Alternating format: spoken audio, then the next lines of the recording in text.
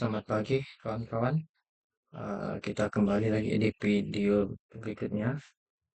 Kali ini video yang keempat, di mana kita akan menguji normalitas 2 dan 3 kelompok data menggunakan aplikasi SPSS. Ini datanya kita sudah miliki. Ya. Ada data 2 kelompok dan 3 kelompok data, ya kawan-kawan. Jadi yang pertama-tama kita akan menguji normalitas 2 data terlebih dahulu. eh, Yaitu data berdasarkan kelompok gender laki-laki dan perempuan. Data berikut adalah data yang sudah kita konversi menjadi data kuantitatif sehingga kita bisa lakukan proses berikutnya. Jadi cara pertama untuk menguji normalitas dari data yang bisa kita lakukan adalah yang pertama kita klik analyze. Setelah itu kawan-kawan bisa pilih deskriptif statistik, ya. Setelah itu kawan-kawan pilih di bagian ini, ya, di bagian explore. Nah, di sini ada dependent list, ada factor list, ya. Jadi di bagian dependent list ini kawan-kawan masukkan variabel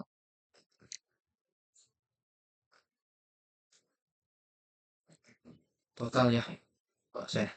Jadi kita masukkan, sedangkan untuk factor list kawan-kawan masukkan eh, gender. Kalau saya cari gender dulu. Gender, oke. Satu itu kawan-kawan klik plots. Nah, sekarang kita centang yang normality plot with test. Histogramnya juga kita centang. Terus continue dan oke. Nah, jadi akan muncul seperti ini, kawan-kawan. Ini data hasil normalitas 2 kelompok data. Di sini kita lihat ada 2 tes. Ya, ada tes Kolmogorov dan Shapiro. Jadi yang kita gunakan adalah tes Shapiro-Wilk. Alasannya karena jumlah laki-laki dan perempuan ini berjumlah 91. Artinya N-nya lebih dari 50. Sehingga tes yang kita gunakan adalah tes Shapiro-Wilk. Ya, kawan-kawan, jadi begitu. Berdasarkan tes normality-nya ini, Shapiro-Wilk signifikan untuk perempuan 0,379 sedangkan untuk laki-laki 0,988, ya. Ini kita coba copy di Word, kawan-kawan. Kita coba copy, kita buka Word kita dulu.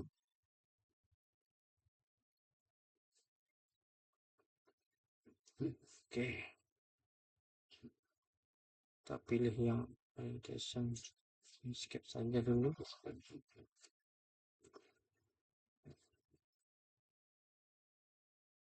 Jadi seperti ini, kawan-kawan, sudah kita copy di Word. Sekarang selanjutnya yang harus kita lakukan adalah kita membuat interpretasi dari tes normality ini dengan kalimat berdasarkan uji normalitas menggunakan uji Shapiro-Wilk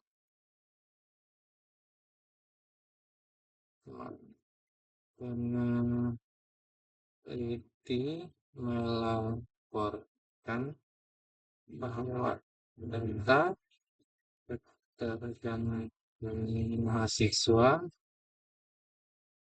dalam menggunakan ChatGPT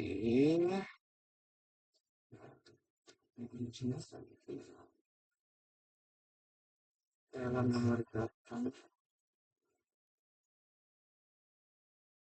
tugas tertulis distribusi secara normal.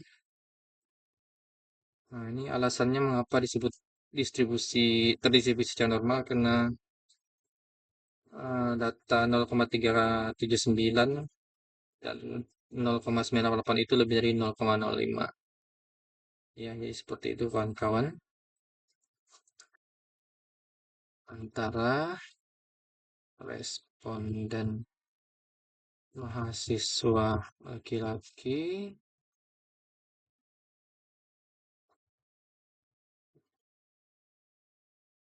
0,988 dan responden dan perempuan 0,379.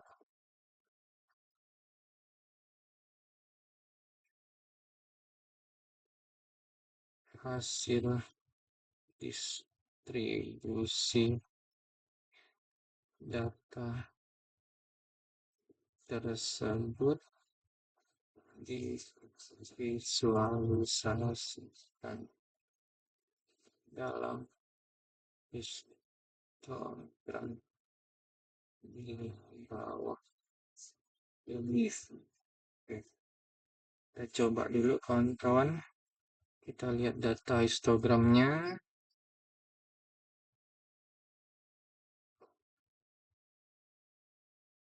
Oke, sebentar.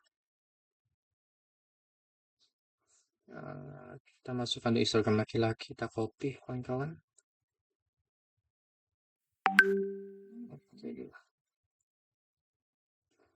Dan selanjutnya kita masukkan yang histogram yang perempuan. Yang laki-laki sudah kita input. Sekarang kita masukkan histogram yang perempuan di atasnya. Oh iya, ini. Kita copy juga. Kita masukkan di sini di bagian bawahnya. Oke, sudah dua. Jadi untuk selanjutnya, nah ini kita masuk ke dua. Jadi ini adalah cara menguji normalitas dua kelompok data dengan aplikasi SPSS, kawan-kawan. Untuk selanjutnya kita akan menguji normalitas tiga kelompok data dengan aplikasi SPSS. File yang kita gunakan adalah file yang sebelumnya masih sama, yaitu tingkat ketergantungan mahasiswa dalam menggunakan ChatGPT untuk menyelesaikan tugas perkuliahan. Ya, jadi langkah-langkah untuk menguji normalitas tiga kelompok data yang kita lakukan adalah analyze, descriptive statistic, sama seperti tadi, kawan-kawan kita pilih explore. Definite listnya masih kita gunakan variabel total, sedangkan untuk faktorisnya kita kembalikan dulu ini. Kita cari variabel mengajar, ya kita masukkan di sini. Kita klik plots, histogram kita centang, normality post kita centang juga. Setelah itu kita continue dan kita klik OK. Nah, ini akan muncul seperti ini, analisis SPSS terhadap tiga kelompok data. Selanjutnya yang kita ketahui sekarang ada kategorinya, ada tiga: pendidikan dasar, menengah, dan pendidikan menengah atas, ya kawan-kawan ya. Berdasarkan hasil pengujian normalitasnya, bagian tes abnormalitas ini di sini sama, ada Kolmogorov test dan Shapiro-Wilk. Yang akan kita gunakan untuk yang kedua ini sama dengan sebelumnya, kita menggunakan Shapiro-Wilk, ya kawan-kawan. Melihat signifikansi dari masing-masing jenjang, ya. Untuk jenjang mengajarnya, kalau untuk pendidikan dasar itu signifikansinya di 0,172. Kalau untuk pendidikan menengah pertama itu signifikasinya di 0,873, sedangkan untuk jenjang pendidikan menengah atas itu signifikasinya ada 0,510. Nah, jadi sama seperti yang eh, pertama tadi, yang uji dua kelompok data ini kita copy, ya, kita copy ke Word yang tadi, kawan-kawan. Nah, ini kita ganti saja, ya. Kita copy yang tiga kelompok data. Ya, salah. Oke. Nah, kita hapus saja dulu ini.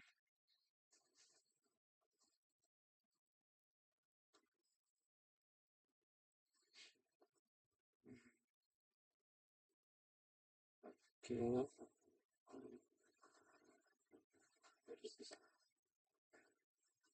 Kita sudah copy berdasarkan jenjang mengajar di sini. Bagian bawah ini juga kita sesuaikan, kawan-kawan.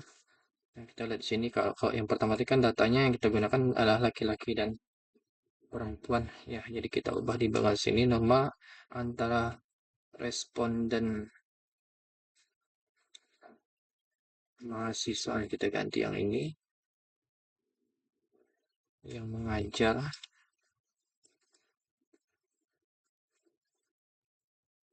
pada jenjang pendidikan dasar. Nah, laki-lakinya kita ubah, angkanya kita ubah sebesar 0,172, sama kita sesuaikan lagi yang kedua.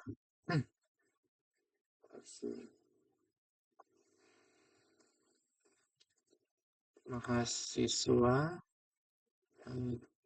mengajar pada jenjang pendidikan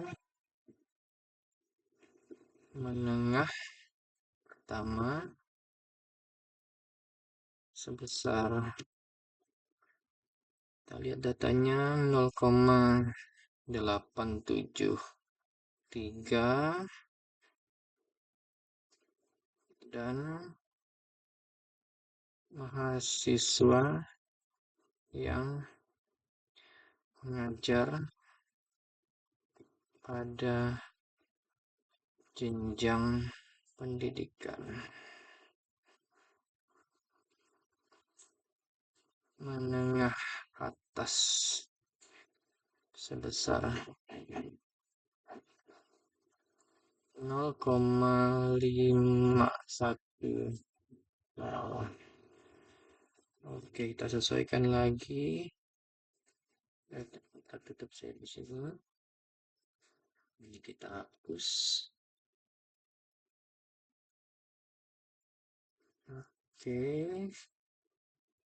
Hasil distribusi data tersebut disertakan histogram di bawah ini. Nah, ini redaksi kalimatnya sudah kita ganti, menyesuaikan karena kita uji analitas di kelompok data. Yang ini kita